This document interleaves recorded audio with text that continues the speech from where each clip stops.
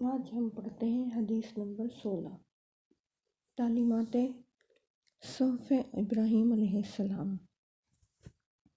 وعن ابی ذر رضی اللہ عنہ قال، حضرت ابو ذر غفاری رضی اللہ تعالیٰ عنہ کہتے ہیں، قلت یا رسول اللہ صلی اللہ علیہ وسلم، میں نے پوچھا اے اللہ کے رسول صلی اللہ علیہ وسلم، ما کانت صحف ابراہیم، کہ ابراہیم کے صحیفوں میں کیا تعلیمات تھیں؟ قالا، تو آپ صلی اللہ علیہ وسلم نے فرمایا، کانت امثالاً کلھا، صحیفہ ابراہیم علیہ السلام کی کل تعلیمات تمثیل کی زبان میں پیش کی گئی تھیں۔ ایھا الملک، اے فریب خوردہ بادشاہ، المسلط المبتلی المغرور، تجھ کو اقتدار دے کر آزمائش میں ڈالا گیا۔ انی لم ابعثک، تجھ کو اس لیے نہیں بھیجا گیا، لتجمع الدنیا بعضھا علی بعض، کہ دنیا کا مال جمع کر کے ڈھیر لگائے، وَلَکِنِّی بَعَثْتُکَ لِتَرُدَّ عَنِّی دعوۃ المظلوم، بلکہ میں نے تجھ کو اس لیے بھیجا تاکہ تو اپنے انصاف کے ذریعے مظلوموں کی دعا کو مجھ تک پہنچنے سے روکے۔ فَإِنِّی لَا أَرُدُّهَا، کیونکہ مظلوم کی پکار کو میں رد نہیں کرتا، وَإِنْ كَانَتْ مِنْ کافر، اگرچہ وہ کافر ہی کیوں نہ ہو۔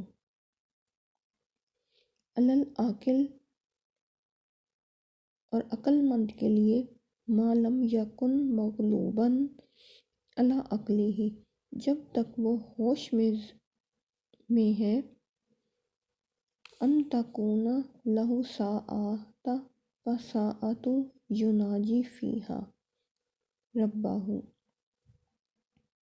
ضروری ہے کہ اپنے اوقات کی تقسیم کرے، کچھ وقت خدا سے دعا و مناجات میں لگائے، وساعۃ یحاسب فیہا نفسہ، کچھ وقت اپنا احتساب کرے، وساعۃ یتفکر فیہا فی صنع اللہ عز وجل، اور کچھ وقت اللہ کی قدرت کے کرشموں میں اس کی بنائی ہوئی چیزوں میں فکر کرے، وساعۃ یخلو فیہا لحاجاتہ من المطعم،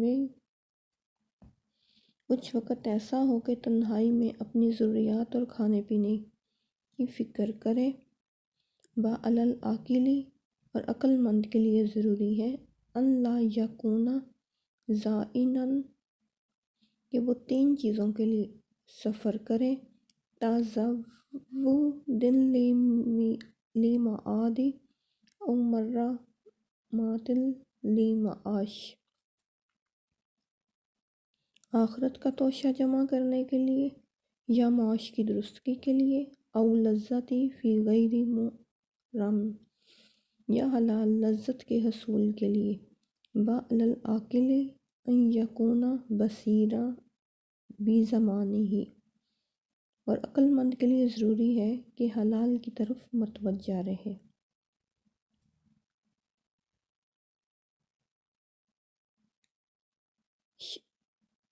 شانہ حفاظاً للسانہ، اپنی زبان کو قابو میں رکھے، ومن حسب کلامہ من عملہ، جو شخص اپنی زبان سے نکلی ہوئی بات کا محاسبہ کرے گا، کلا کلامہ الا فیما یعنیہ، تو صرف وہی باتیں اس کی زبان سے نکلیں گی جو اس کے لیے مفید ہوں گی۔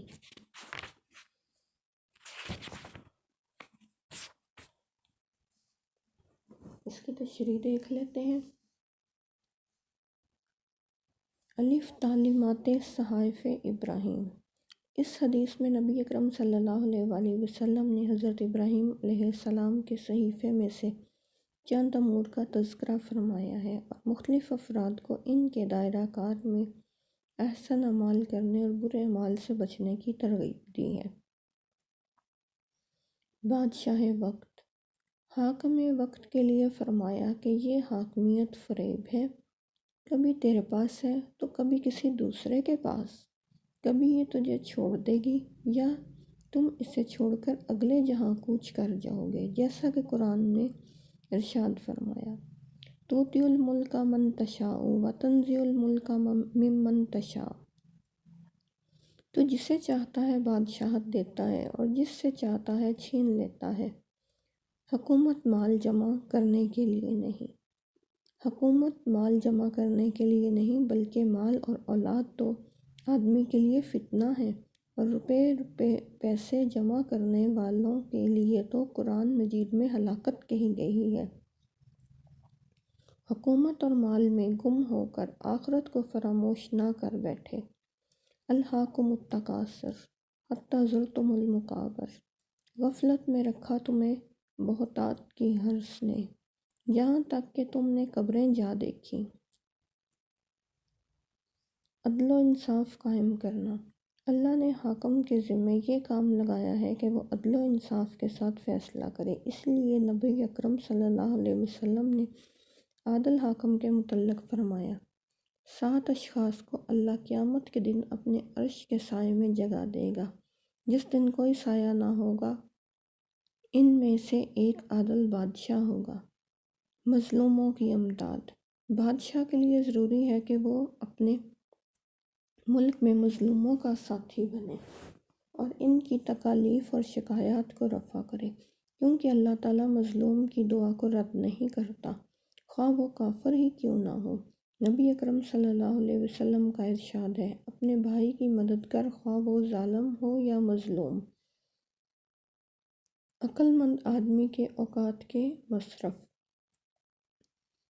الف، اللہ تعالیٰ سے دعا و مناجات، کچھ وقت اپنے رب سے دعا و مناجات اور عبادت میں صرف کرے، کیونکہ قرآن مجید میں ارشاد ربانی ہے، ہم نے جن و انس کو اپنی عبادت کے لیے پیدا کیا ہے۔ دوسرا ہے نفس کا محاسبہ، انسان وقت کا کچھ حصہ اپنا محاسبہ کرنے میں صرف کرے کہ آج اس نے کتنے کام اللہ کو راضی کرنے کے لیے کیے ہیں اور کتنے کام اللہ کی ناراضگی والے کیے ہیں۔ اچھے کاموں پر اللہ کا شکر کرے اور غلط کام پر مغفرت طلب کرے اور آئندہ ان سے بچنے کا اہتمام کرے، تاکہ ہر آنے والا دن پہلے سے بہتر ہو، ورنہ ہلاکت لازمی ہے، جیسا کہ نبی اکرم صلی اللہ علیہ وسلم نے فرمایا، ہلاک ہو گیا وہ شخص جس کا آج کل سے بہتر نہیں۔ کائنات میں غور و فکر، انسان کچھ وقت اس کائنات کے اندر غور و فکر میں صرف کرے۔ قرآن مجید نے بھی کائنات کے اندر تدبر کرنے کی دعوت دی ہے۔ تم آسمان کی بناوٹ میں غور کرو، کیا کوئی دراڑ نظر آتی ہے؟ پھر نظر دوڑاؤ، تمہاری نگاہ درماندہ ہو کر لوٹ آئے گی۔ کھانے پینے کی ضروریات، کھانے پینے اور ضروریات زندگی کے حصول کے لیے بھی وقت صرف کرنا عبادت اور عقل مند آدمی کی نشانی ہے۔ نبی اکرم صلی اللہ علیہ وسلم نے فرمایا، الکاسب حبیب اللہ، رزق کے حلال کے لیے دوڑ دھوپ عبادت میں شامل ہے۔ سفر کی غرض و غائط، عقل مند آدمی کے لیے کہا گیا ہے 3 باتوں کے لیے سفر کرے، آخرت کے زادِ راہ کے لیے جس میں سفر حج اور دیگر دینی امور کے لیے سفر مراد ہے، یا معاشی ضروریات پوری کرنے کے لیے جس میں ملازمت، تجارت، محنت، مزدوری کے لیے سفر مراد ہے، اور حلال لذت سے مراد شادی کے اہتمام، منگنی، بارات وغیرہ کے لیے سفر اختیار کرے۔ زمانے سے سبق، عقل مند آدمی زمانے کے حالات کو خوب پہچانتا ہوتا کہ زمانہ اسے کسی قسم کا نقصان نہ پہنچائے۔ اسی چیز کو نبی اکرم صلی اللہ علیہ وسلم نے مومن کی پہچان بتائی ہے کہ مومن ایک سوراخ سے 2 مرتبہ نہیں ڈسا جاتا۔ لوگوں کے حالات اور ان کے نتائج سے سبق حاصل کرتے ہوئے اپنی اصلاح کرتا ہے۔ زبان کی حفاظت۔ عقل مند آدمی اپنی زبان کو کنٹرول میں رکھتا ہے کیونکہ زبان سے بے حد گناہ سرزد ہوتے ہیں۔ نبی اکرم صلی اللہ علیہ وسلم نے فرمایا،